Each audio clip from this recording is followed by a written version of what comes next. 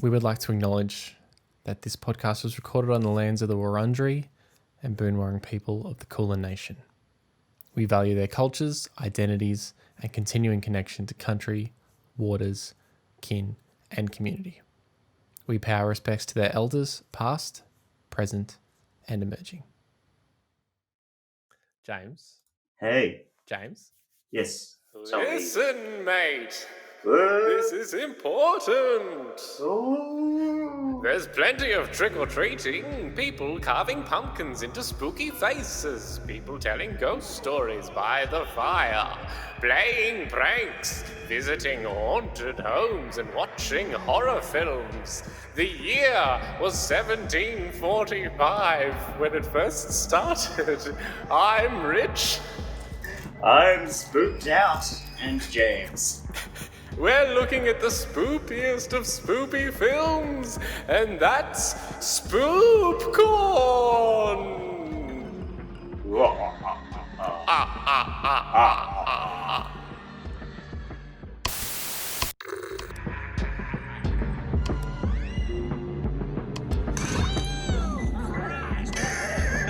The Swifties.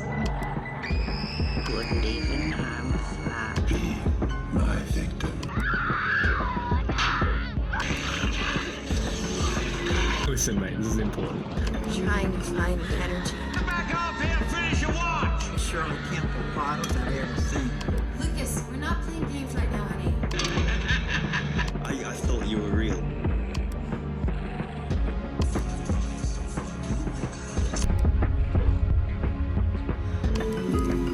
That's popcorn. That's popcorn.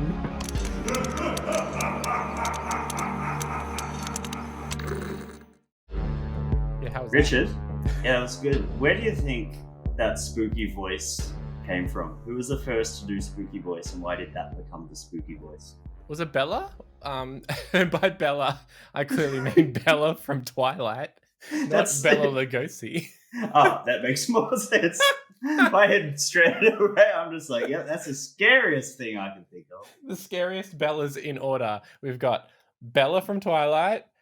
Is it Bella in Beauty and the Beast? Is that Bella? Or is Well, that's that Belle. Well, still yeah. spookier. And then we've got Bella Lugosi, who's like the OG Dracula. And yeah, I can't. I wish I had it prepared for this because we could have had a good bit of punnage. Good bit of punnage. We could have had. It could have been punnaging, but that's all you get. Unfortunately, that's all you get. Welcome to That's all you get. Welcome to That's Spoopcorn. It's That's Popcorn special where we are looking at some of the spookiest films, both good ones and the spooky bad ones. I can't help. It's really addictive to do this. Yeah, what are the hands as well? It's creeping. Like, I'm creeping. You're playing a piano that's at the wrong level. I don't know how to adjust my piano stool. Scary. That is spooky. Oh, it's a shame for people that just listen to this. Which is serves just, right, really. Just me during the edit, really. Welcome to That's Popcorn. Usually we look at a film that's good and a film that's not good from a particular year. But in the spirit of all things spoopy, we will be looking at spoopy films.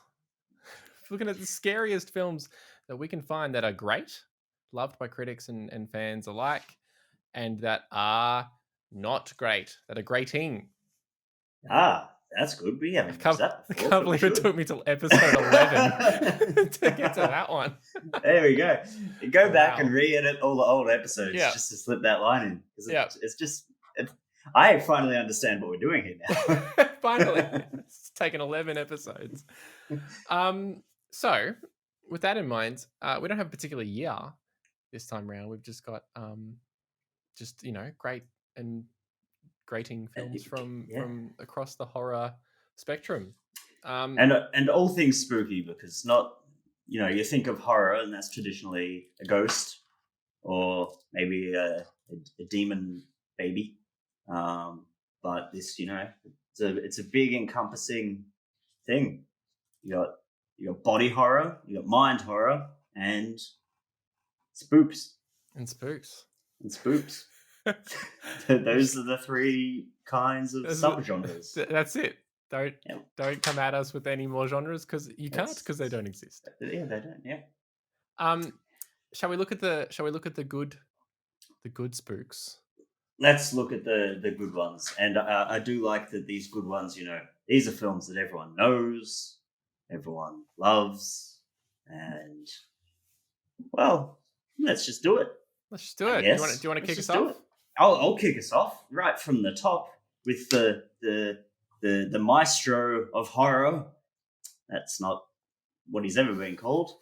Alfred Hitchcock with Psycho, 1960, in which Phoenix Secretary Marion Crane on the lam after stealing $40,000 from her employer in order to run away with her boyfriend Sam Loomis is overcome by exhaustion during a heavy rainstorm. Traveling on the back roads to avoid the police, she stops for the night at the ramshackle Bates Motel and meets the polite but highly strung proprietor Norman Bates, a young man with an interest in taxidermy and a difficult relationship with his mother.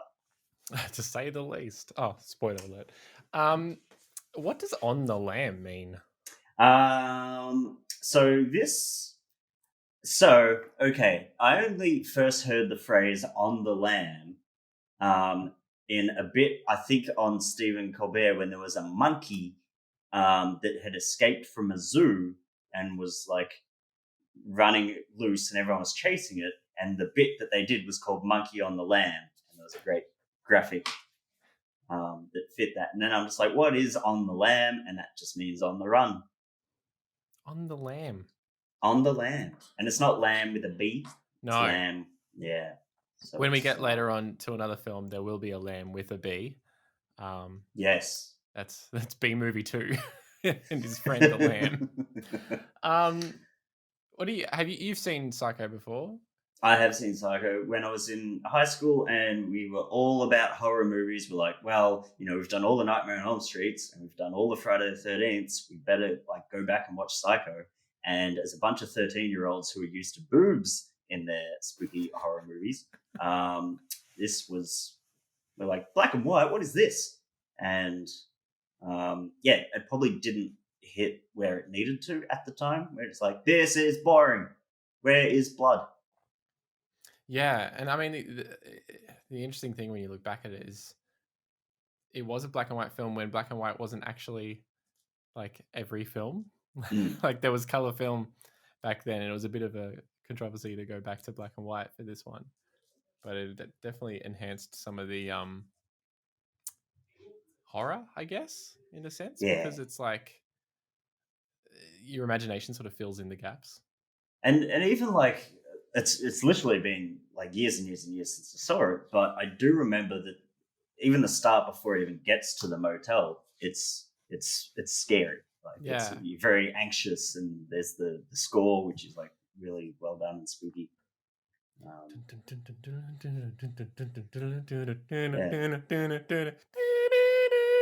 Is that that's the one. That's the one. Yes. I used to have a really good drum and bass remix of that. If I can, I'd love to find that again. I mean, that sounds like a score that would lend itself well to drum and bass. Yeah, it'd go absolutely off at a bush doof. At a bush doof, I guess, at a spooky bush doof. Psycho bush doof. Up next, we've got The Night of the Hunter, another film from the pre-60s, 1955. The Reverend Harry Powell, Robert Mitchum, is a religious fanatic and serial killer who targets women who use their sexuality to attract men. Serving time in prison for car theft, he meets condemned murderer Ben Harper, not Ben Hey, Harper he's an and the innocent criminal, mate. Yes, that's popcorn pair. Who confesses to hiding $10,000 in stolen loot. Released from jail, Powell is obsessed with finding the money, and he tracks down Harper's widow, Willa, Shelley Winters, and her two children, John and Pearl. Do you know much about this film? I don't. I watched the trailer earlier, and I still don't know much about it because I can't remember it. I think this is the film that they talk about in Zodiac. like Ah, with the movie poster and that whole scene, and that's like my sort of point of reference. yeah. Apart from that, like when I looked at that synopsis, I'm like, this is not the movie I thought it was at all. Sounds interesting though. It's interesting that both this and Psycho both involve stolen money as Mm. sort of like a plot device that then other things happen. Maybe there was a Yeah. big thing in the 50s. They're both cautionary tales. Yeah, well, the Night of the Hunter came out in 55, and then Psycho came out 5 years later, and they're like, oh, well, they did $10,000 in Night of the Hunter, so we better amp it up. 40,000. That's Our movie that's is better. inflation for you. But then we also have two films where the protagonist is the villain by the sounds of things. Yeah. Well, I guess like in Psycho's interesting because it shifts protagonist halfway through. Yeah, like halfway through. But yeah, in this one, it sounds like we're once again following religious fanatic and serial killer Harry Powell, and he doesn't sound like a stand-up gentleman. No, not really. What have we got next? Next, we got Rosemary's Baby. A young wife comes to believe that her offspring is not of this world. Wayfish Rosemary Woodhouse and her struggling actor husband Guy move to a New York City apartment building with an ominous reputation and odd neighbors Roman and Minnie Castevet. When Rosemary becomes pregnant, she becomes increasingly isolated, and the diabolical truth is revealed only after Rosemary gives birth. Oy. That now I think this is a Roman Polanski film, which adds an extra level of menace to it. An extra say the level of least. scariness. Yeah. Have you seen this one? No, I did watch the trailer earlier, and it does actually look pretty interesting. Like how it's put together, sort of the unsettlingness. The trailer itself is almost terrifying in itself. I accidentally did watch. There's like, or I almost watched the modern trailer. So someone had like re-edited a version to be like a modern style, but then the comment below quickly says, just like every other modern trailer, it tells you everything that happens in the movie. So I was like, stop. Oh, stop. Yeah. I thought it might have been one of those like fake trailers where they re-edit it and then like Phil Collins comes on and it's like Rosemary's Baby. And he's like spilling ice cream on her head. It's like who's talking to or something. But yeah, it looks really interesting. I'd be keen to give that one a watch. Yeah, and you just look at the scores for that one just quickly. Metacritic 96, RT Critic 96, RT Audience 97. Like that's smashing. Pretty big. There's there's fewer coronavirus cases in Victoria than there are people who don't like Rosemary's Baby. I don't know. That's interesting. That's a I wonder if that's an actual statistic. You don't get COVID if you like Rosemary's Baby. It was in his presser. I missed that part. 5K restrictions now 25K, and also I want everyone to know that Daniel in Broadmeadows, who doesn't like Rosemary's Baby, also has coronavirus. So I'll be taking questions. What's next? Well, speaking of On the Lambs, yes. The silence of them, the lambs. The lambs. Silence of the Lambs, 1991 film starring Jodie Foster as Clarice Starling, a top student at the FBI's training academy. Jack Crawford wants Clarice to interview Dr. Hannibal Lecter, a brilliant psychiatrist who is also a violent psychopath, serving life behind bars for various acts of murder and cannibalism. Crawford believes that Lecter may have insight into a case, and that Starling, as an attractive young woman, may be just the bait to draw him out. Silence of the Lambs, classic horror film. Very much quoted. Scary film. No one ever has Chiantis anymore or whatever. I have the occasional fava bean. Is that just a chickpea? No, what's a fava bean? It's got another name. Broad bean? Maybe. I don't know. This isn't That's Beans. I didn't know. I was expected to know. That's another That's Popcorn special. We talk about the best and worst beans. what do you think came first? The name Hannibal or the fact that he's a cannibal? He just grew up and he's like, Hannibal. I was thinking more from the writer point of view, Oh. but also maybe I was thinking like canon. Yeah. Was it part of canon? yeah, Canonically. because interesting. His brother, Arbage Ruck River Lecter, grew up to become a garbage truck driver. So. I was like, where are you going? With Where- this? Aubergine? yeah. What? Yep, nah, that's the brother's name. Yeah, and his other brother Negan grew up to be a vegan. It's just That's an actual. Is that a name? It might be. Negan. The only Negan I know is a character from The Walking Dead. So Hmm. yes. Hmm, Silence of the let's Lambs, leave that classic one. film. It puts the lotion on the skin, and then we talk about the next film again. Yep, let's do that one. And it is Alien Space Spooks. In deep space, a crew of the commercial starship Nostromo is awakened from their cryo sleep capsules halfway through their journey home to investigate a distress call from an alien vessel. The terror begins when the crew encounters a nest of eggs inside the alien ship. An organism from inside an egg leaps out and attaches itself to one of the crew, causing him to fall into a coma. And then spooks. Have you seen Alien? I've never seen it. I've never seen it. What? Oh my god! I feel like we might be the only people in the world who haven't. 'Cause- Yeah, because everyone Yeah. just raves about it. But it's one of those films that it's just like I feel like I know so much about it because it's Yep. just in all of pop culture. And Terminator Yeah. 2 was like that for me for a long time until I watched it like maybe 5 or 6 years ago or something. Hmm. But yeah, never seen Alien. Yeah, it's just I've never had the opportunity, or I guess it's just sort of never popped up. And yeah, weird thing, but I definitely feel like it's one of those films that everyone is on. It's on like you get that 1001 movies you need to see before you die, and then you go, that's just a ridiculous amount of films. It's going to be like 9 to 5 on here. Like, it's going to be garbage. But you cut that down to like the 51 movies, and it still makes it in. Yeah. That's my thoughts. Well, it's a front runner, I reckon. Yeah. And what could be next after we talk about Alien? Well, funny you. I was trying to think of a segue.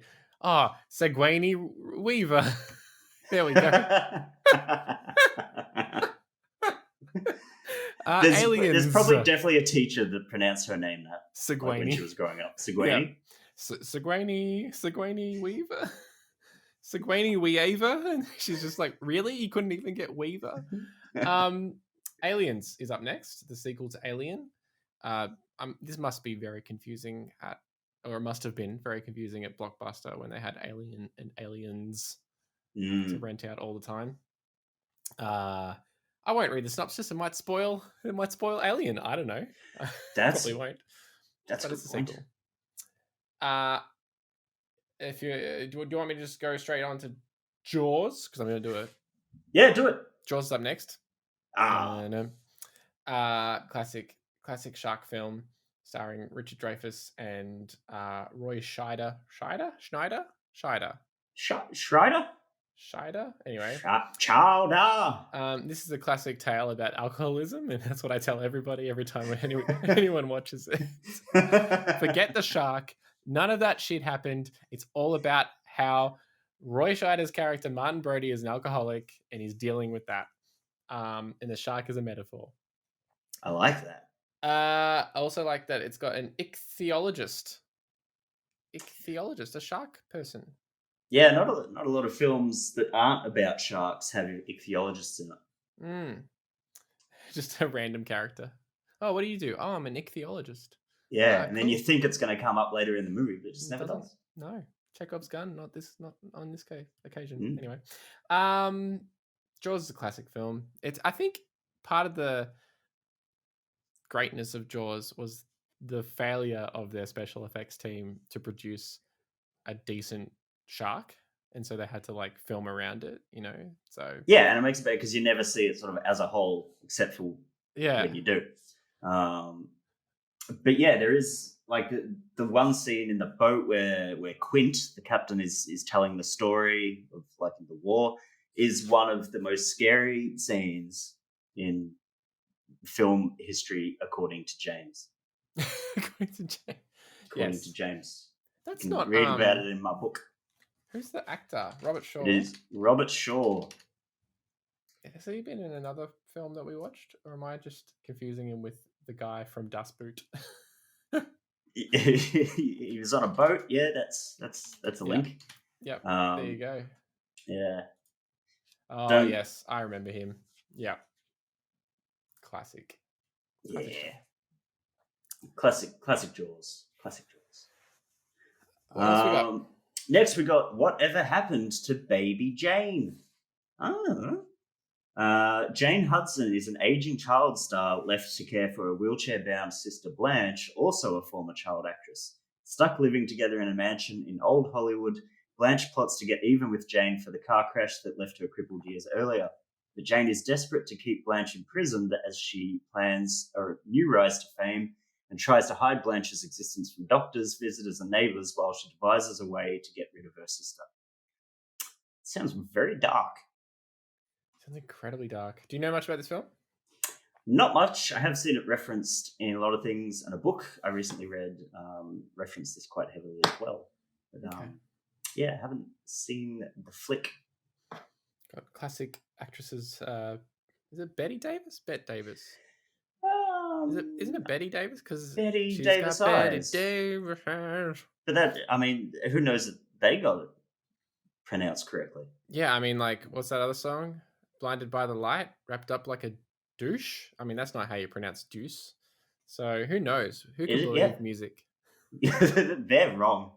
They're wrong. All music wrong. Music wrong. And then Joe Crawford as well, who always comes up in Trivia Pursuit questions that I can never get right. Yeah, because that's somebody who I know is a famous person, but I couldn't tell you what they look like. I know more about Shane Crawford. Yeah, and that's all. That's all. That's all the Crawfords. That's all the Crawfords. Should be called Whatever Happened to Baby Shane. Whatever happened to Baby Shane? Great, good. Also, every character. This film, it's like is it a 55 film? 50 something? Yeah, let's say that. Maybe it's not that early. But anyway, it's like every movie had a Blanche in it. Blanche was a big name back then. Yeah, not a lot of Blanches these days. No. Feels like there should be a joke there. But there isn't. Thinking about almonds, something about almonds. Something about a quick boil. Then we have Let the Right One In.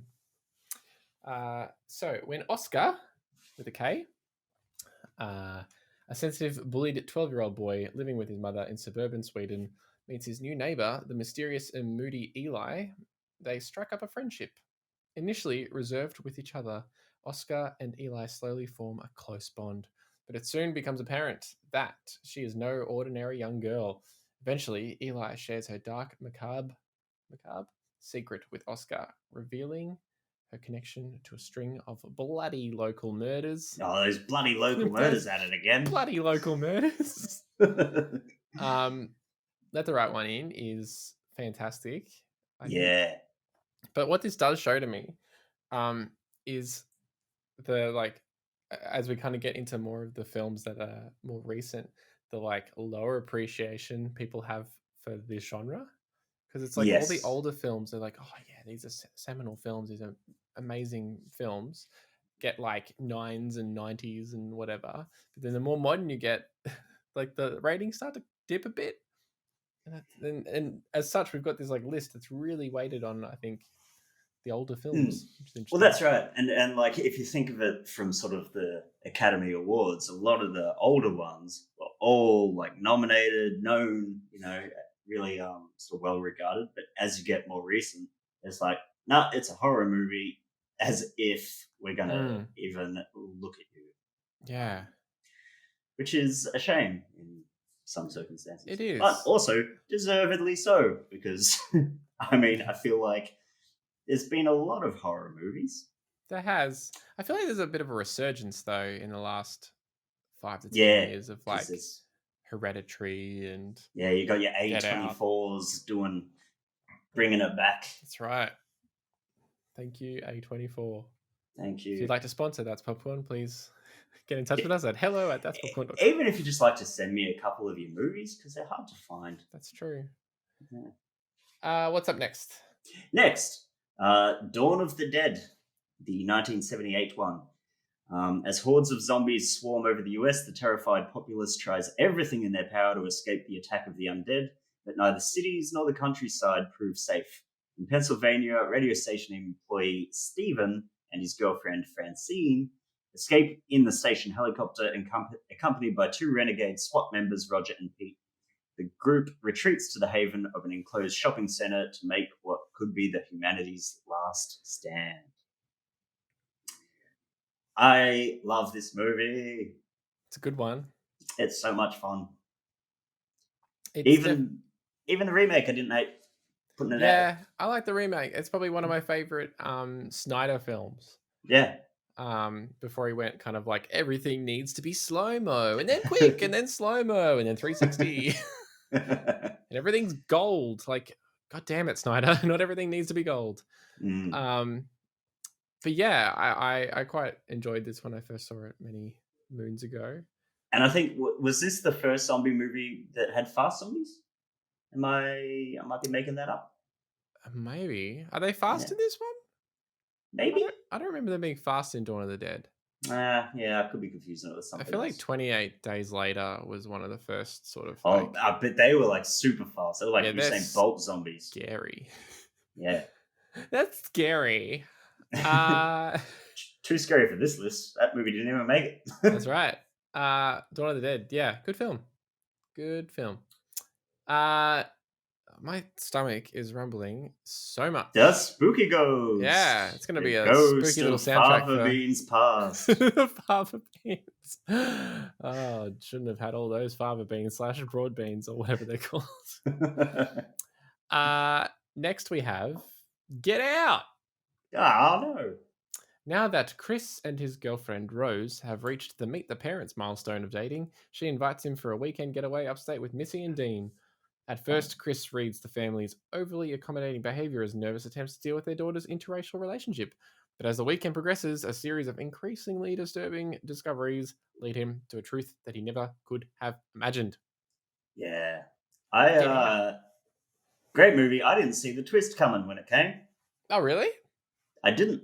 Like, I know this isn't what it's obviously trying to say that it is. I'm like, there is going to be something different, but I didn't guess that that's what it was.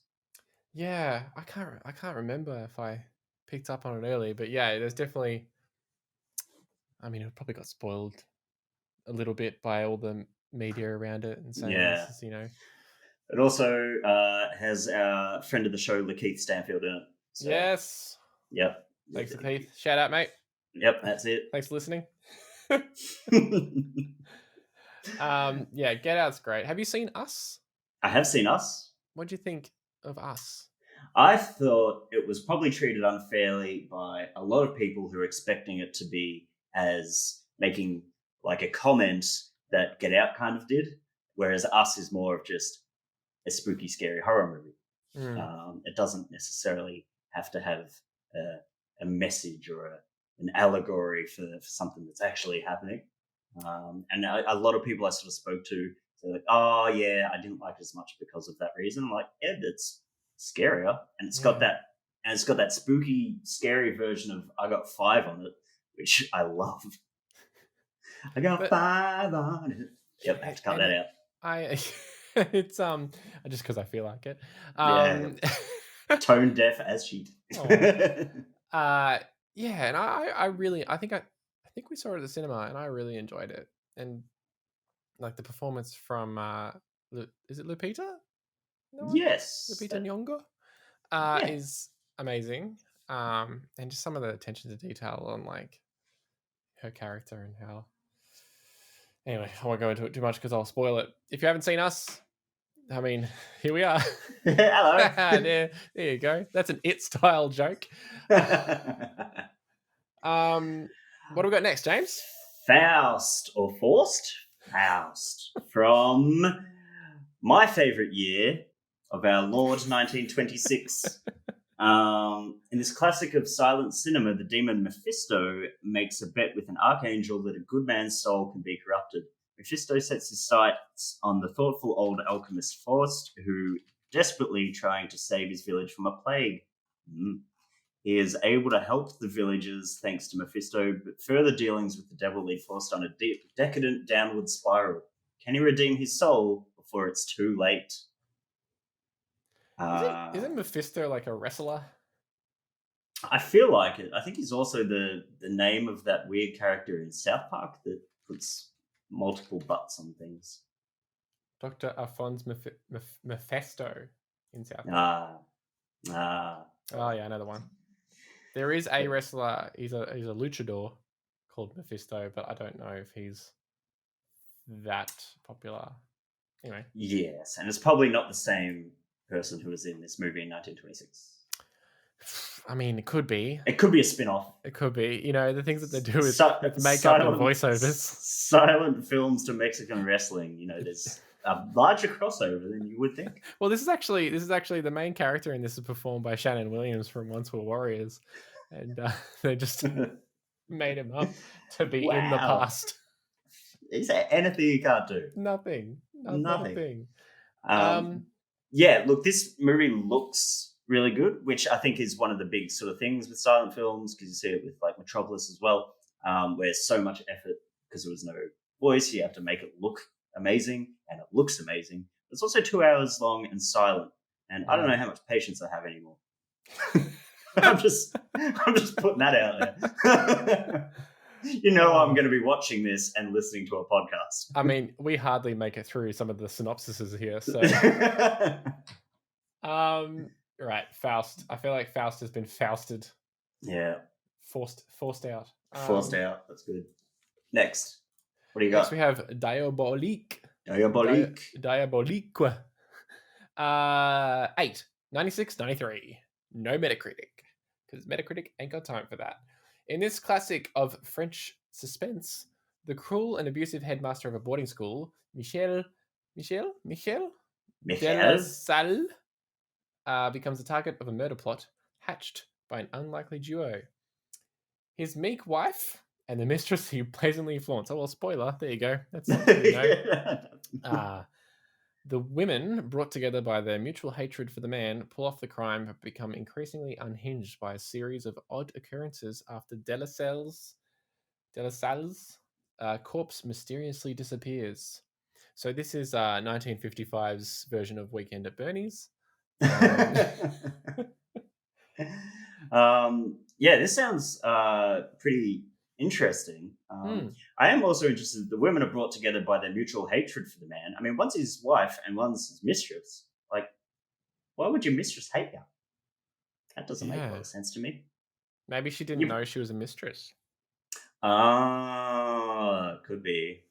Yeah. Or maybe it's 1955 and everything's different. Yeah, and 1955 France, it was like, this is a woman that hates me. I'm gonna make her my mistress. Yeah, that's right. Could be it. The French, they love to when the rest of the world zigs, the French they zag. You know it. That's exactly what happens. What have we got next? Kwaidan. Taking its title from an archaic Japanese word meaning ghost story, this anthology adapts 4 folk tales. A penniless samurai marries for money with tragic results. A man stranded in a blizzard is saved by Yuki the Snow Maiden, but his rescue comes at a cost. Blind musician Oichi is forced to perform for an audience of ghosts. An author relates the story of a samurai who sees another warrior's reflection in his teacup.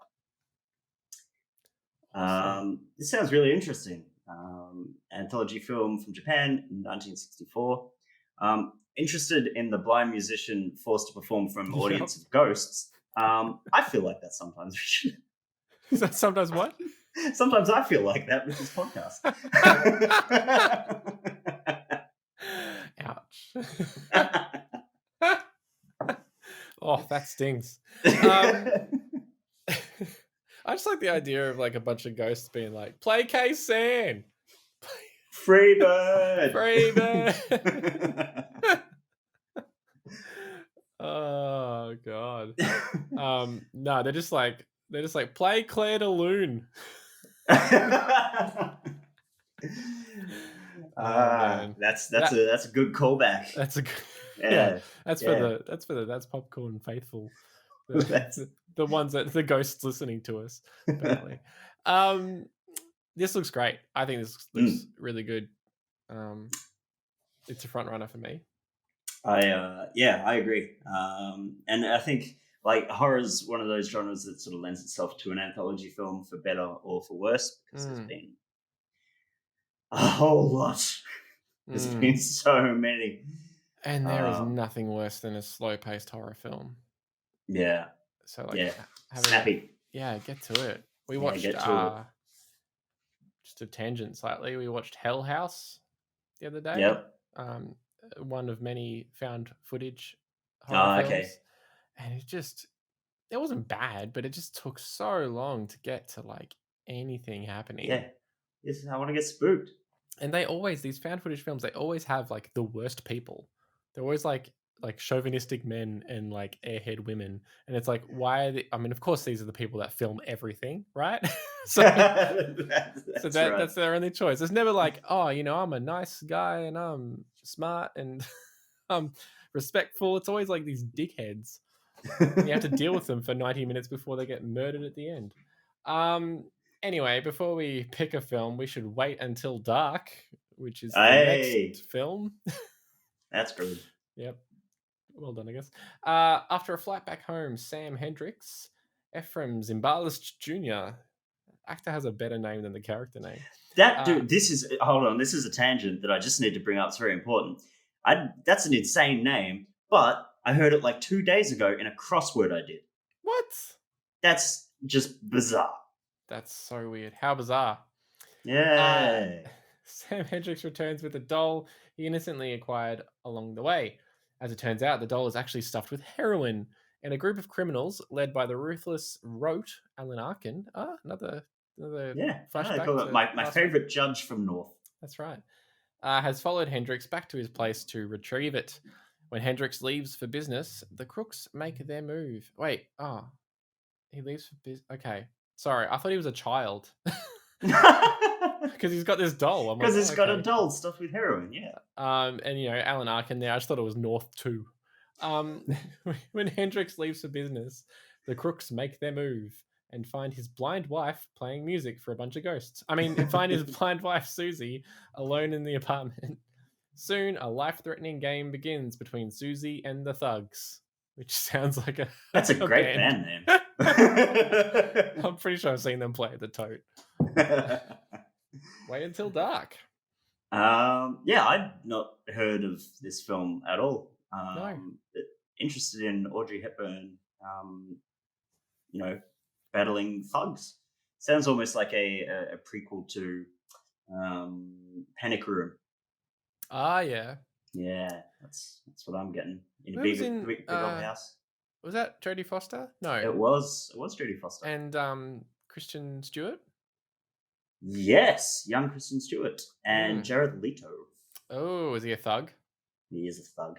Bloody hell, Jared Leto. Speaking of spooky people, man, never ages. What's next? And then, I think this is the last of the good movies to go through, The Wicker Man from 1973. Sergeant Howie, played by Edward Woodward, arrives on a small Scottish island of Summerisle to investigate the report of a missing child. A conservative Christian, the policeman observes the residents' frivolous sexual displays and strange pagan rituals, particularly the temptations of Willow, daughter of the island magistrate Lord Summerisle, Christopher Lee. Oof. The more Sergeant Howie learns about the islanders' strange practices, the closer he gets to tracking down the missing child. Very good film. I like this movie. Yes. Also, I think this is the perfect time to give you a bit of trivia, Richard. Yep. Why does Edward Woodward have so many D's in his name? I don't know, James. Why Because- does Edward Woodward have so many D's in his name? Because otherwise his name will be Iwawiwa. I don't know if that counts as trivia. That is, hey, look it up. I mean, it's fun. Look it up. Look at it. Look it up. Isn't Edward Woodward? Edward Wood. There's Ed Wood who did Plan 9 from Outer Space. Not on this. Yep. Not on our list, I don't think today. No.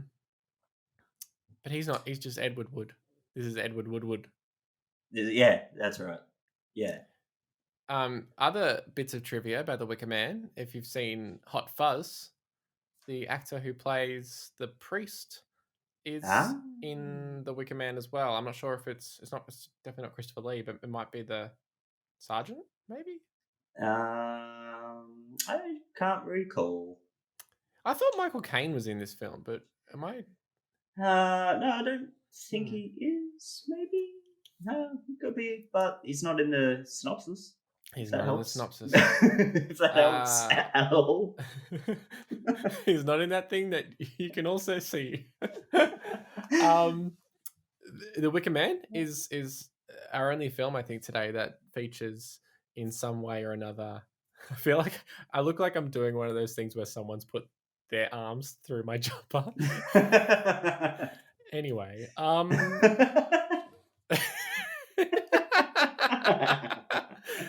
oh, this is good for the audio. This is good for everyone listening to this in their car. Just imagine something funny. The only film in our list that features on both the good list and the bad list, because the remake, spoiler alert, with Nick Cage is coming up later on the bad list. So yeah, stick around for that. Stick around for that. Which should we just crack into the bad list? Or do you want to do some shortlisting? I've got nothing else to do. Got nothing else, right? Got Well, nothing else on. Let's go. If much like James, you've also got nothing else to do, stick around. We're gonna have a quick break, and then we're gonna be back with the bad. Bye. Bye.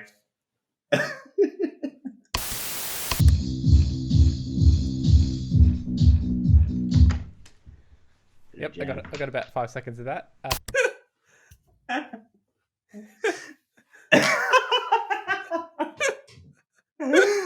Oh, dude, give me a fright, Richard. Welcome back to That's Popcorn. James, do you want to kick us off with the bad list? Yep. Yeah. Okay. Let me just have some water. Delicious. For anyone that's decided to watch the silent movie Oh, my friend's here. For anyone who's decided to watch the silent movie Faust whilst watching, watch that and then listen to this podcast at the same time. Right now, Richard has turned into a goose. I've turned into a goose. That looks like a hand goose, and now there's a second goose. Hand goose. Hand goose. Speaking of hand goose, number one on the bad list is Hand Goose. Hand goose. Hand Goose, a horror 2021 movie coming out to all cinemas. New from A24. Hand Goose. Hand goose. Stars Tony Collette and It always does. and Edward Woodward. Edward Woodward. Edward Woodward. He Tony would. Collette in Hand Goose. In a world where hands can become geese, one man, Who happens to be an ichthyologist. an ichthyologist, yeah. I think you said a Lakeith theologist, and you were doing a crossover. Someone who studies Lakeith Stanfield. That's great. That's fantastic. All right, let's kick it off, James. Kick the it bad off. films. Do you want me to All right. jump into Yeah, it? yeah, you jump into it. You can do the first one. Here we go. And the first film is Damn it. The first film is Cabin Fever. Fresh out of college, 5 friends face the horrors of a flesh-eating virus while staying at a remote frabin. this is a cabin in the woods film, essentially, right? Yeah. Well, important to note that Cabin Fever, the first one, came out like early 2000s. Oh, is this a remake? And then this is a remake of that. And it hardly feels like enough time or even Yeah. respect for the original has passed for it to warrant a reboot with exactly the same name. Yeah. Like, not even call it like Cabin Fevers or The Cabin Fever. Like, yeah, or like Book of Shadows, Cabin Fever 2. yeah. But, yeah, like somehow, because the original Cabin Fever is garbage and makes zero sense and warrants to almost be on this bad list. But this one's somehow worse. Wow, okay. That's interesting. I didn't know It- it was a remake. Yeah, there's a scene in the original one where, like, a kid, for no reason, and it's never mentioned again, just starts shouting pancakes. It's the most bizarre thing and scary for the wrong reasons. All right. Well, yeah. I mean, I watched the trailer to this, and it just looks like coronavirus in regional Australia. Well, not Australia, but like in a regional area. Mm. Because it's just like everyone's gonna get the virus. She's got the virus, and we're all gonna get it. And it's like, okay, too close to home. Speaking about too close to home, next up is the disappointments room, which is what I call the bedroom. Oh, self burn. Dana, her husband David, and their 5-year-old son Lucas start a new life after moving from the hustle and bustle of Brooklyn, New York, to a stately old manor in the quiet countryside. After settling in, Dana starts to experience terrifying visions and dreams that she cannot explain. The mystery grows when she stumbles upon a secret room in the attic. After finding the key and unlocking the door, Dana discovers a dark history of the family but lives there in the 19th century. I feel like I've seen this movie a billion times. And if you live in a nice apartment in New York and someone says, we should move to a big old mansion in like North New York State, don't do it. It's just like there's so many horror movies where it's just cabin in the woods or like haunted manor. Yeah. Yeah. That's and it's always like ghosts from the 19th century.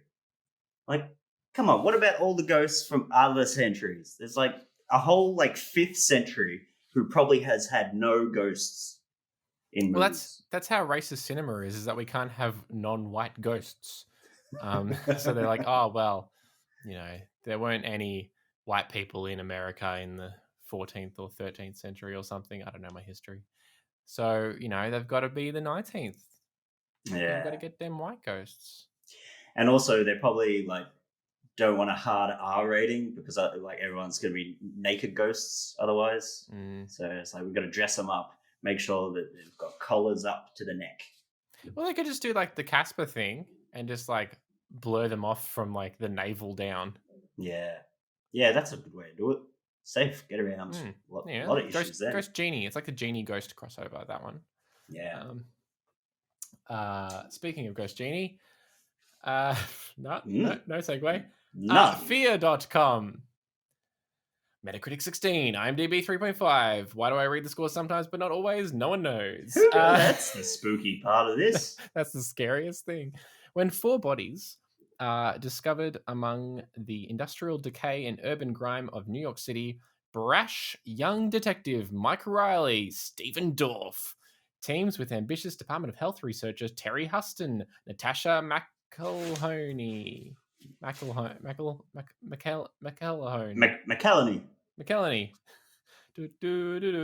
to uncover the cause behind their violent and inexplicable deaths.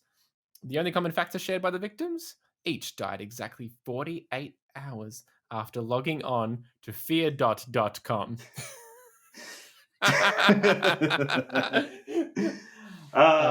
Now, Richard, we've discussed this earlier, but yeah. Now's the time. What are your thoughts on this? I think, I kind of alluded to it in the synopsis, but the name of this film is Fear.com.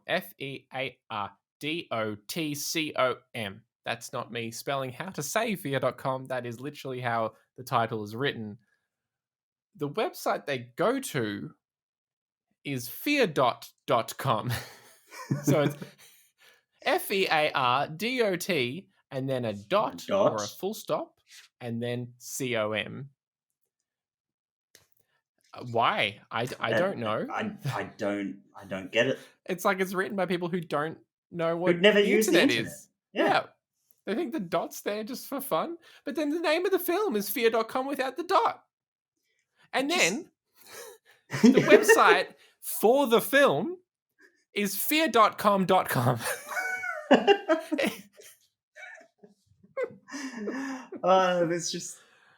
There's an absolute failure in the marketing department, or just every department for this film. I can't tell if it's a failure or if it's like the supreme success. It's like some guys like, you know what, let's just get fear.com.com.com. Let's just keep going. I guess this sort of fits in with the previous ones. You've either got a cabin in the woods that's scary, you've either got a big scary haunted house, or something happens and then you die.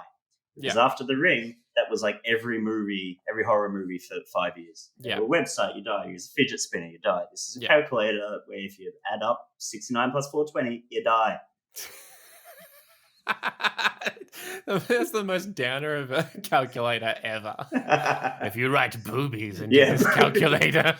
That's it. You turn it upside down, you think you write boobies, but it says bloodies. And then you're dead. 1 minus 1 equals dead. But yeah, I think it's that old trope of like open up the book and cast the curse or the spell or whatever, and they've just kind of transported it to the modern world. Fear.com.net. I feel like this would also have some very dated internet references that were probably even dated at the time. We need to hack in to find out the serial IP of the serial killer. Yeah. Or ghost. The ghost has gotten into the mainframe. Ghost in the machine. Crossover. Yeah. Wait, Ghost in the Machine? That is a thing, isn't it? It's an X-Files episode. I'm thinking of Ghost in the Shell. Yes. Or Rage Against the Machine. Rage Against the Machine. Just thinking about it now, if they made an Australian version of this, for some reason, instantly, fear.com.au is just not as scary. Jimscaring.com. Jimscaring. Oh, God. Dark Rubber? No, I don't know. That's good. That's very good. Oh, thanks. I didn't think so. I feel like in a couple of years' time, like we joke that no one listens to this podcast, but in a couple of years' time, we're going to have Hand Goose and darkrubber.com both like in the Australian cinema landscape. And we're going to be like, wait a minute. That's right. Yeah, this is a time capsule for like, it's going to get unearthed one day and people will be like, oh my God. We should like make these films. Nostradamus will be us. Yeah, just a very shit Nostradamus that can only predict terrible horror movies. That's right. That's all we can do. What a useless skill. What's next?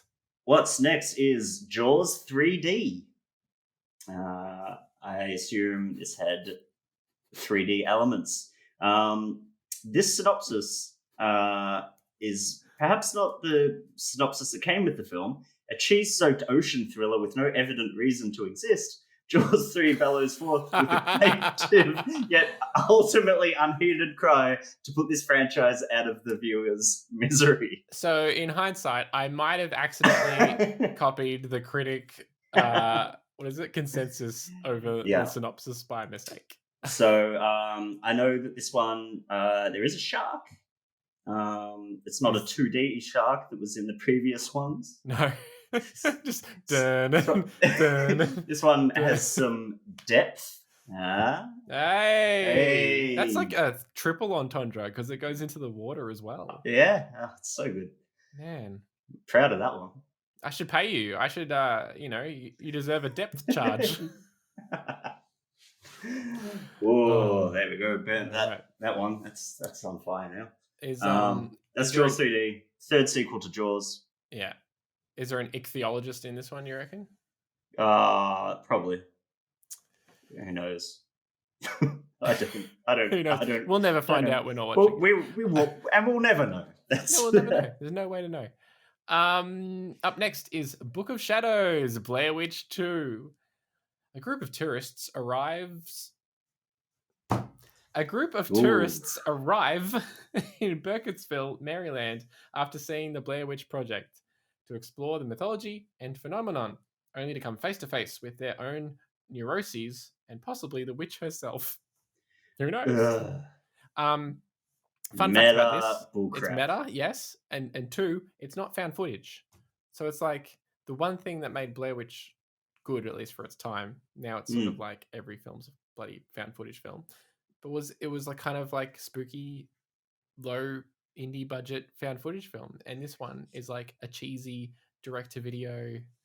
Yeah, type I feel like drama. it was like this just has cash in all over it. Like half this film was already probably in production. Blair Witch came out, and then they're just like, "Oh, we need to piggyback off this," and so they just tacked on Blair Witch think 2 at you're the end right. of it, and then just Yeah. like filmed a few extra scenes to sort of put it around it. There's some reshoots of the guy just going, "Is that the Blair Witch?" Not even That's like, it. Yeah, not they even- didn't even not even change his mouth. Yeah. Is that the Blair Witch?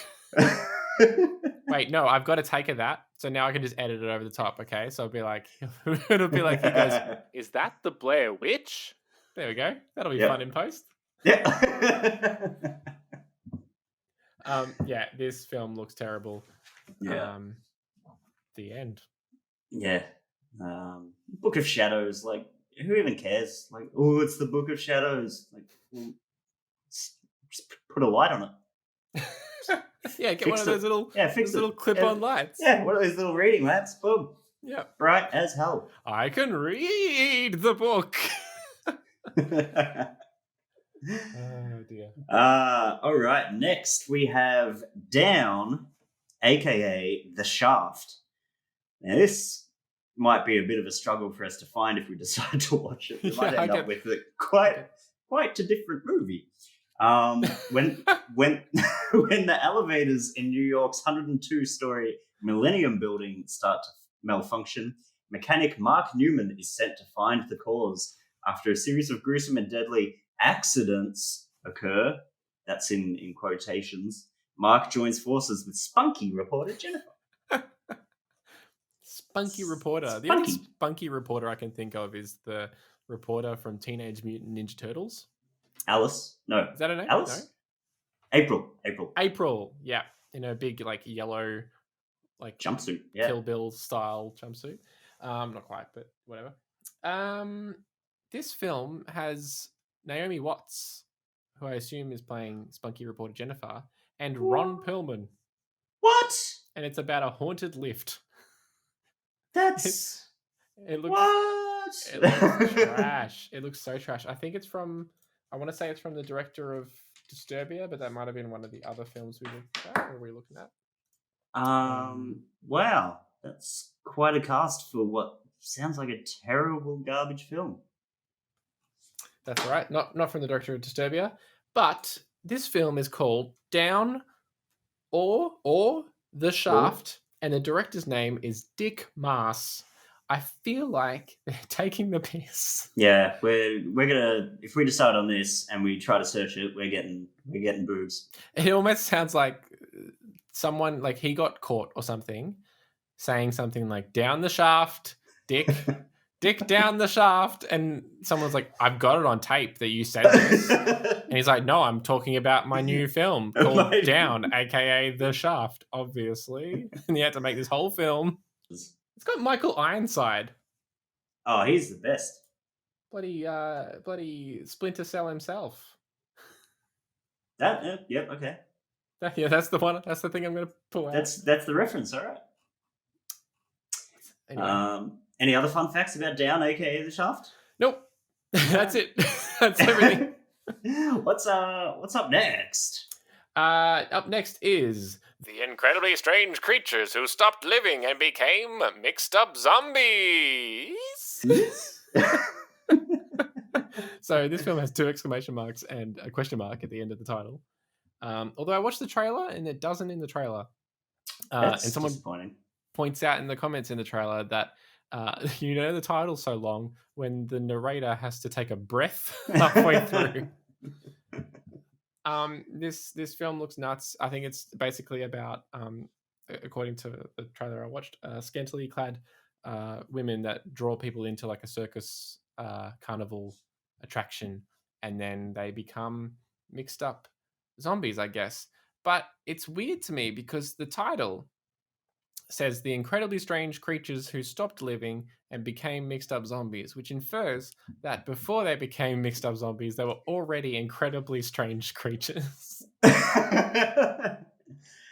So Yeah. what were they?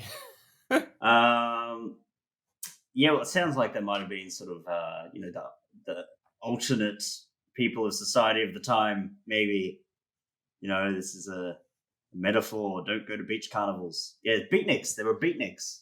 That's right. Yeah, strange Beatniks. creatures then beatniks.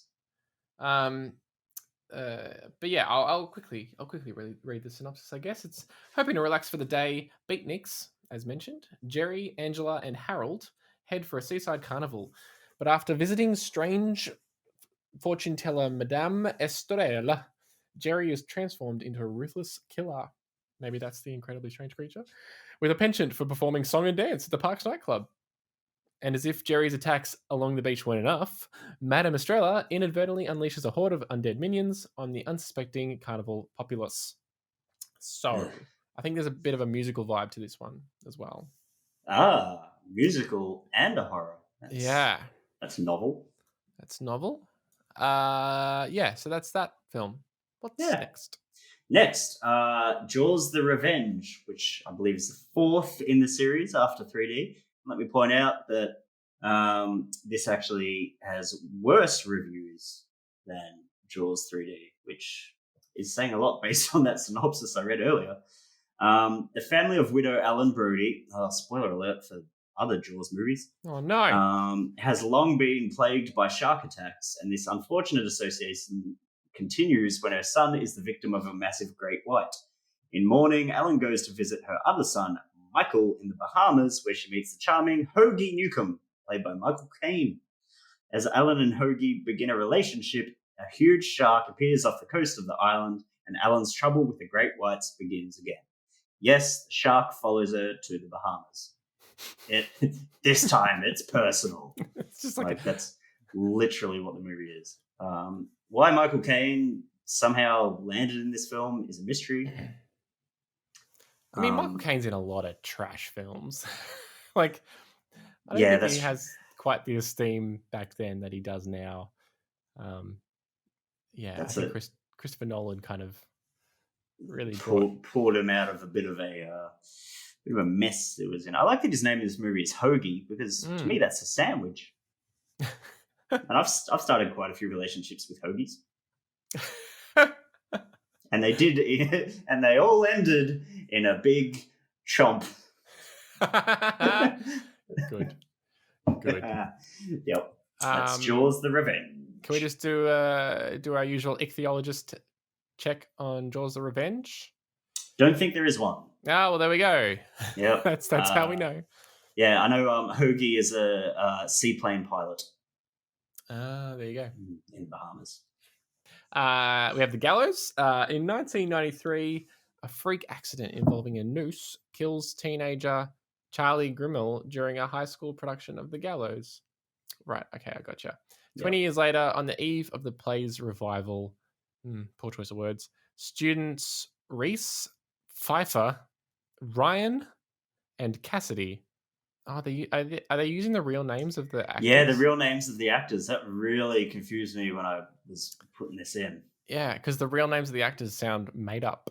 Because you got Reese Mishler, Pfeiffer Brown, and Ryan Shoes, and Cassidy, it's like if you put all of IMDb into like an AI program and said make a cast list, and it's like, yep, Reese Mishler and Pfeiffer Brown, Ryan Shoes, Shoes. Yeah, he's got a podcast called Choose Your Own Adventure. And Cassidy become trapped in the auditorium with no way of calling for help. A night of terror awaits the four friends as they face the wrath of a malevolent and vengeful spirit. it seems Charlie will have his curtain call after all. I did watch the trailer for this one. It's believe it or not, it is a found footage film. Two of the things I noted from the trailer is that there's characters saying Charlie, Charlie. And all I could think of was, "Come on, Charlie, you got to go to Candy Mountain, Charlie." If people know that. And the second thing to note was that, of course, the trailer has an emotional cover of "Smells Like Teen Spirit." Hello, hello, hello. God. That's like the worst cinema trend. This is going to be a little quick rant. It's the worst cinema trend that has happened in the last 15 years. I hate it. I hate it. I hate it. The only time that it is good is when I got 5 on it from us. It's the only time. The only time. Every other time, it's the worst thing. And it's in horror movies, it's in action movies, it's in Marvel movies. It's everything. Yeah. Stop it. I'm sick of it. But there is... The formula works to an extent, I think. Because, it did the first time, but then every time after that, I'm just like, oh, good. You saw that trailer the first time as well. Just stop it. I feel like Suicide Squad was probably the worst for it. It was the kind of the peak, kind of tipping point, maybe. Yeah, we're going to get, when is it going to be this weird sort of horror movie that comes out? It's like, you and me, baby, ain't nothing but mammals. Oh, that's got to have been done already. 100%. The spooky bad touch. Yes. It's going to be Spooky Planet of the Apes or something. Yeah. See, now I want to see that. I've just been hoisted by my own petard. Actually, I'm pretty sure we've reserved that song for Hand Goose. Hand Goose. They're birds, you idiot. Oh, man. All right, what do we got next? Man thing. When a greedy oil You make my heart sing. When a greedy oil baron sets his sights on drilling in a Louisiana swamp, a monstrous creature is awakened. The baron and his associates are killed in the swamp thicket, spurring an investigation led by Sheriff Kyle Williams. Although the Seminoles are initially suspected of the murders, the swamp creature known as Man Thing is the killer. A gruesome creature made of plants and vines, Man Thing possesses strange and dangerous powers. Oh, man. Yes. When you first started reading that, I'm like, is this There Will Be Blood 2? Daniel Day-Lewis unearths Man Thing. So, do you know much about Man Thing? No, none. It's a Marvel Cinematic Universe character. So has appeared in other mediums and so forth, and is not to be confused with Swamp Thing, which is the DC version, which I think makes more sense because Man Thing is just a man. A man. That's a man, yeah. It's like a man who's been bitten by a man and turned into more of a man. Yeah, did they not know Patrick that Swamp Warburton. Man was an option that was available? Swamp Man. Like that. Damn it. Yeah. I was going, all right, Swamp Thing, can't do that. And it's like, okay, what about we substitute man instead? It's like, yeah, great idea, Man Thing. No, that's a great idea. Okay, yep. Sure, okay. Yeah, go with that. This looks bananas, but yeah, I don't know. It looks like there's some cheesy effects in it and stuff. I imagine it'd be quite very green tinged to the entire film. Yeah, I mean they look the same. Swamp Thing and Man Thing, as far as I can tell, look like the same character. Yeah. Makes sense. Yeah. I mean, if you grow up in a swamp, you're gonna look a certain way. And if you grow up in a man, who knows? Who knows? Anything could happen. What do we got next? The Wicker Man. Here we are again. A reclusive lawman, Nicolas Cage, travels to a secluded island to search for a girl who has gone missing. Once there, he discovers sinister forces at work among the island's secretive residents, including strange sexual rituals, a harvest festival, and possible human sacrifice. Ooh. Wicker Man. Yeah. Popular. Why does Nicolas Cage have so many C's in his name? I don't know, James. Why? Yeah, I don't know either. He was just born that way. Actually, Yeah. Cage isn't his surname, is it? It's Coppola. That's right. Yeah. It is fun trivia. Yep. That's more trivia than my Edward Woodward trivia does. Iwawa. Iwawa? Iwawua, yeah. Yeah, I mean, this film's pretty popular for how terrible it is. Often appearing in lists and highlights and how to get burned, the bees. Yeah, I feel like this is maybe the first time we've talked about Nicolas Cage. Really? Somehow. Yeah. That's a miracle. That is a miracle because he's in like 6 movies this year. But it's almost This like year. his filmography is almost like suited for That's Popcorn, because he is either in the best films or the worst films. There's no like There's no in middling between. Nicolas Cage film. Yeah. You've got either adaptation or you've got like that other one. where he Everything has a else that isn't. mustache. Yeah. Drive Angry or something. Drive Angry is a great film. It sounds great. Have you seen it? It's No. so Nicolas Cage, he's like come back from hell with his car or something, and he has to go on like a vengeful thing against the devil, and the devil's played by that guy who is the banker at the start of Dark Knight, and he's in Prison Break, and he's kind of like a Christopher Walken light type character. It's great. I feel like really I know exactly who it is. Yeah. I mean, I haven't seen it in ages. I'm pretty sure there's a scene where Nicolas Cage is sleeping with a woman but gets attacked, so they like hold position as he's like shooting people with a shotgun around the room, unless I'm thinking of a different film. That movie sounds fantastic. It's bananas. Anyway, that's Drive Angry. It's not on either of these lists for good reason. The Wicker Man, yeah, look, it's not good. Yeah. Also, apparently not good. The Human Centipede 3 final sequence.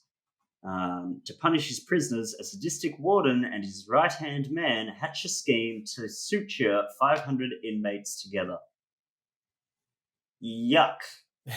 Yuck. Have you seen any of them? Never.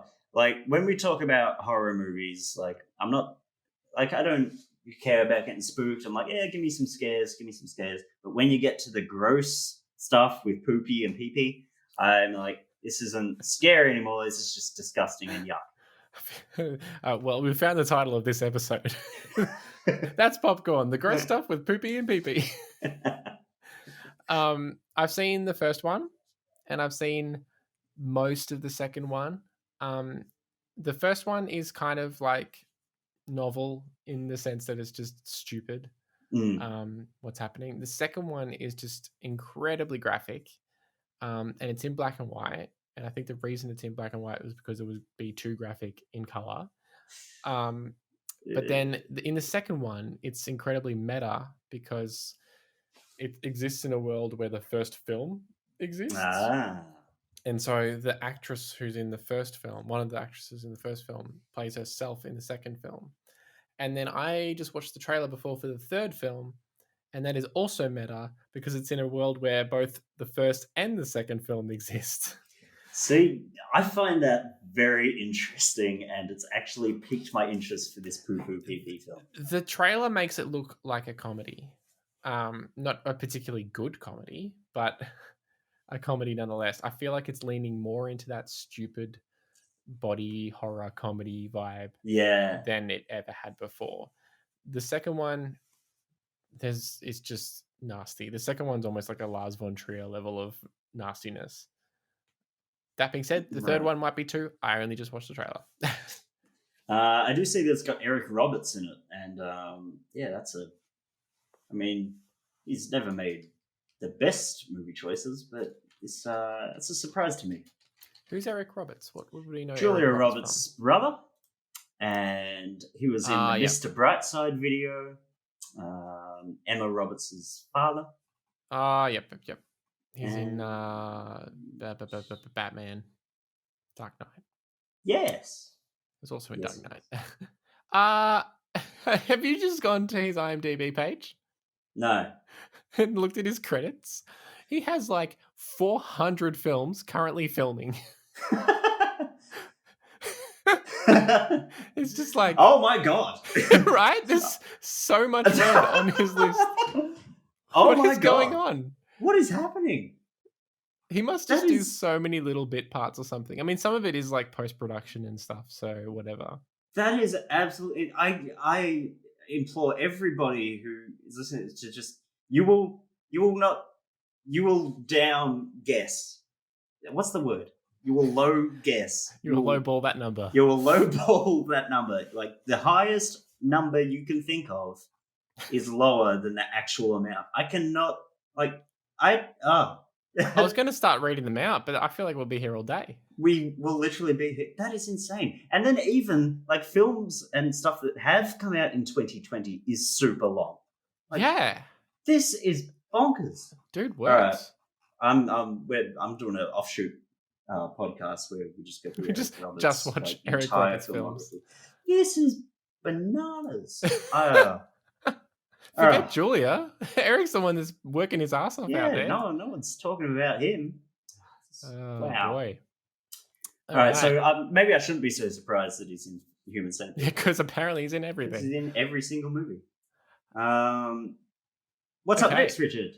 Next, we have Blood Rain. In 18th century Romania, after spending much of her life in a traveling circus, human-vampire hybrid Rain, Kristana Loken, Yeah, I like it. escapes and plots to take down her evil vampire father, Kagan, played by Academy Award winner? Yep, and Sir, Ben- Knight of the Realm. Oh, Knight of the Realm, Sir Ben Kingsley. When she's discovered by three vampire hunters, Vladimir, Michael Madsen, Katerin, Michelle Rodriguez, and Sebastian Matt Davis, she manages to convince them to spare her life and join her cause. But slaying a vampire as powerful as Kagan will be no easy task. Fun fact, they named Kogan after Ben Kingsley's performance of... This is a video game movie, is it not? This is... 3, 2, 1. It's a game movie.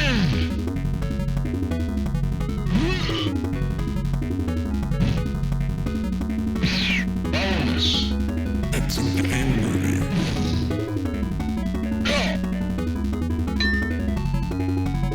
Game over. Is it not? This is including the next two, I think, on our list, and maybe to round out the list actually. Mm. These are Uwe Boll films. He Yeah. was notorious for purchasing rights to video game movies.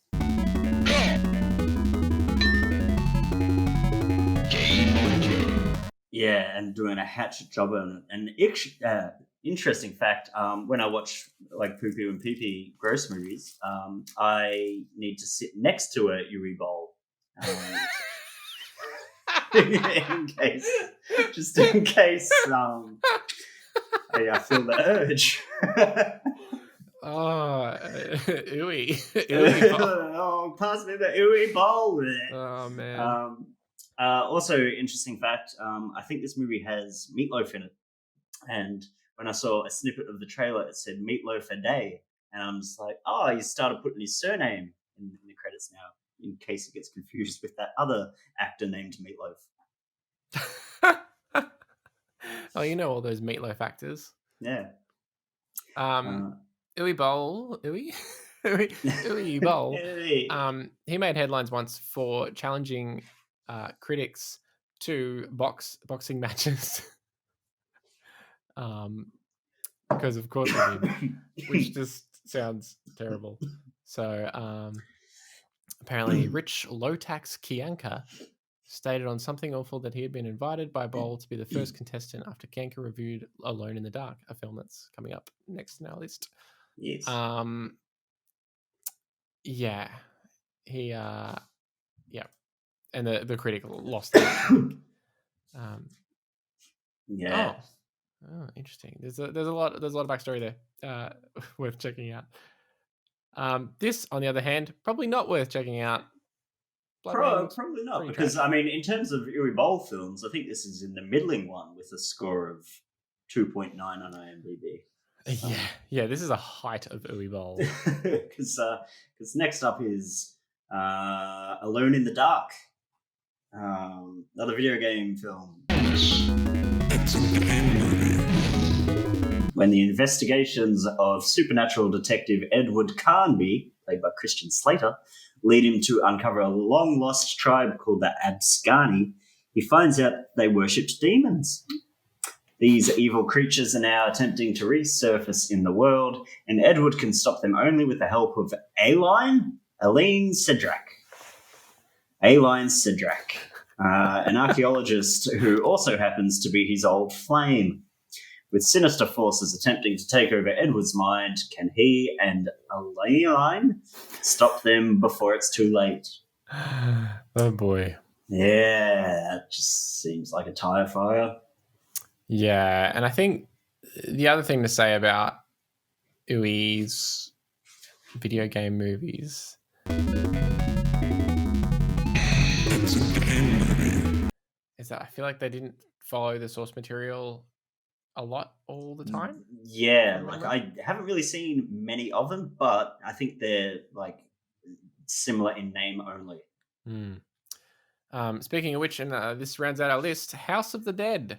Simon Tyrone Lateso Let's so and Greg Will Sanderson. From the Greg transfer. Meet Simon and Greg. No. They're the Wiggles. They are. Is That's it? half It of is. the That's Wiggles. what I thought I heard. I'm like, these names sound familiar. Meet a group of friends and set out to attend a rave on a remote island. It is When the they Wiggles. miss the ferry, they decide to ride with Kirk, Jurgen Prochnow, a smuggler. They find the island deserted and discover that the partygoers have been killed by zombies. Now, the group must evade the deadly creatures and try to find safety. However, the only means of escape, Kirk's boat, has been overrun, forcing the survivors to ward off the undead. House of the Dead, notorious for its incredible story as a And, video game. House of the Dead is an arcade game where you shoot zombies. That's about That's it. And you crux have of the to story. go into the hood, like under a hood to play it. Oh, did you? Yeah, so children's can't like see that you're shooting zombies. Interesting that in this synopsis, there's a distinct lack of mention of a house. Yes. Yeah, No, it's just on an island or something. yeah. There's a ferry. There's an island. There's an extra boat. No house mentioned. So, Kirk, right? He has a boat, Yeah, right? well, he's a smuggler. Duh. Yeah, but if it's his boat, right? Is he the captain of that boat? Yeah. Where could you be going with this? I'm just wondering if he's Captain Kirk. Oh. Woohoo! All right, cool. That's the end of our bad movie list. Yeah. That brings us to the what should we call it in this spooky episode? The shortening.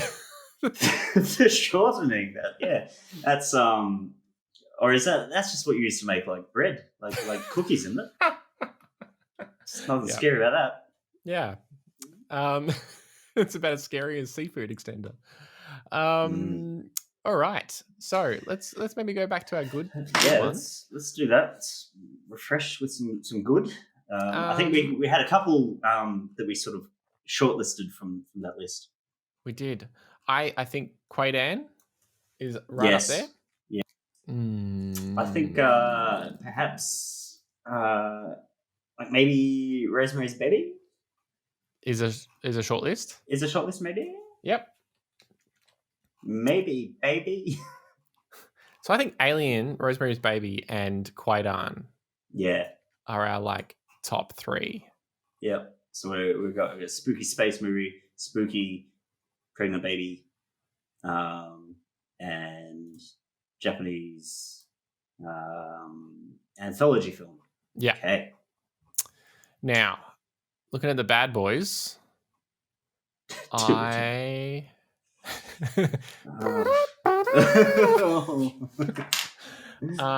I think Book of Shadows Blair Witch 2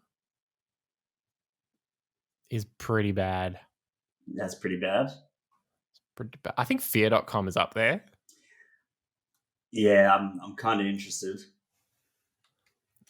Okay, Fear.com. What do you think?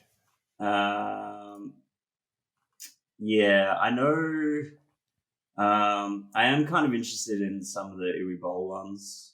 Like, might just be worth throwing one in there, like the Alone in the Dark, just so Christian Slater can get some love in the podcast. And Tara Reid. I don't think he ever will again. Tara Reid's definitely going to show up again.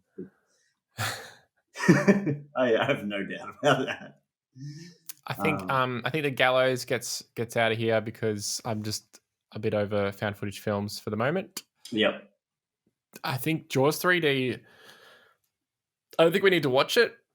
I think if anything, everyone just needs to go YouTube the Jaws 3D explosion scene. I think that's all you need to see. It's a shark exploding. It's probably some of the trashiest effects ever. And I think the disappointments room is just boring. It just sounds like every single haunted house movie. And you can look at the Metacritic. It's 31, so it's kind of like up in that. It's too high. Yes, it's too good for us. All right, let's look at the bad ones. So Fear.com, you got a 16, you got a 3.4, 3, and 18. And then you got a Alone in the Dark, 9, 2.4, a 1 from critics, and 11. And Book of Shadows was the other one we talked about. Yeah. Oh man, I'm happy to way up there, man. Sorry? That's way up there. It is way up there. It's got 14%. 14. Whoa. Oscar worthy. Yeah, I think we get rid of Book of Shadows. Yeah. And it is a sequel. Seems like we'd be sequel. doing a bit of a disservice to do a sequel. That's true. It's hard to pick, I think, personally, between Alone in the Dark and House of the Dead, but no, you made a good point around Christian Slater and Tara Reid, so I'm happy to have Alone in the Dark be the Uwe Boll representation. Or do we just don't worry about it and just bite the bullet and do fear.com.com? I think we do. I think we do fear.com.com and we do. I think we do Quaidan. I want to do Quaidan. I'm down Quaidan with that. I'm very interested because it's not something I'd heard about prior to today. Yeah, and it looks amazing. So I have high expectations for Quaidan. Yes. James, that's Spoopcorn. I think we did some good spooping. Good spooping. So we are going to be watching Quaidan and fear.com.com. Check them out wherever you can find them. Hopefully you can find them, and hopefully we can find them. Hopefully we can find them. That's the next challenge. Next week we'll be talking about those two films. James, anything else you've been watching over the last bit? I watched Wake in Fright last night. Which I've not seen before, and it is terrific. And I don't think I want beer again. You what? I don't want beer. You don't want beer again? No more beer. Why is that? I don't remember much about. I haven't seen it actually, so that's why I don't remember much about. Yeah. It's very much about sort of. You just gotta watch it. Okay. Yeah. Is it about a shark, but it's a metaphor for alcoholism? No, it's about alcohol. It's a metaphor for alcohol. Sharks on. Yeah, it's pretty cool. pretty dark and filmed like really well, and some really interesting sort of sequences that are pretty disturbing. And yeah, Australian film, isn't it? It is Australian. American actor? British, I believe. Okay. British, and you can sort of read a lot into it. Just like, oh, maybe it's this. Pretty horrifying kangaroo hunt scene. If you're a little squeamish or don't like animals being killed. Luckily, though, I love it. So it's my Well, top on our movie of the special of year. Death to Animals, that's Popcorn episode. That's going to be right up there. Yeah. What about you, Richard? What have you been watching? What's good? In the horror movie theme, we've been watching a few of those. So I might just mention a few that we've watched that we watched. So Hell House, I mentioned before, was the found footage one. Set in a haunted house, but like, you know, the, what do you call it? Is it just called a haunted house when it's like an experience? A thing? Oh yeah, people go to? like a theme park thing. Yep. Yeah. No, thank you.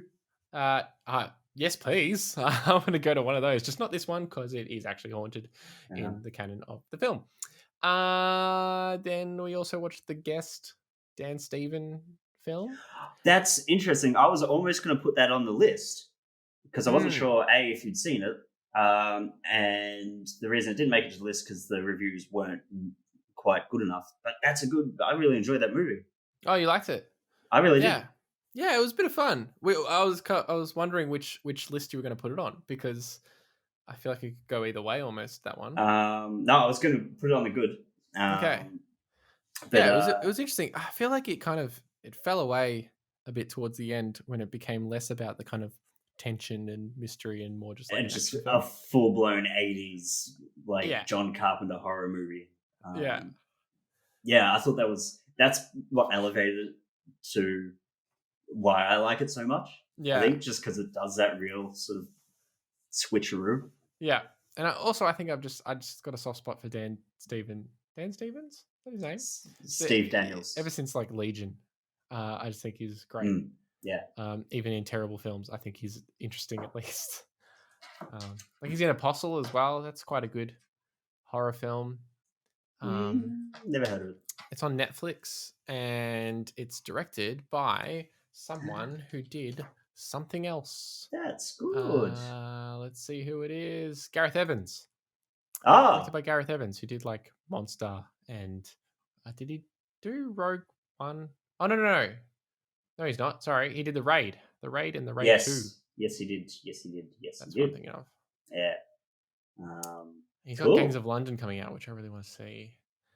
But the one I was going to mention that I feel like people, I don't know, maybe they have seen it, but #Alive, which is like a Korean zombie film on Netflix at the moment, and that was pretty good. Yeah, pretty interesting little take on zombie films. Nothing kind of new, really, but just done well and very modern and very timely. If you do it well, you can't lose. That's right. If you do it well, you can't lose. That's our saying. Yeah, it's my tramp stamp. Oof. Okay, before we put this podcast in the ooey bowl, like, comment, subscribe, follow, tweet, email us at hello@that'spopcorn.com. Whatever you want, really. Just send me a picture of Christian Bale's beard. I'm still waiting. Christian Bale's beard, need that. Go watch Quaidan and the other one that we picked. Yeah. Fear.com. Not to be confused with Randy Quaidan. Different film. Different guy. Yep. Randy Quaidan Andrews. Randy Quaid and his brother Dennis. The natural end to this podcast. Anyway, thanks for listening to that Spoopcorn. Fade to black. Fade to black. Bye. Oh, that was spooky. Oh, thanks.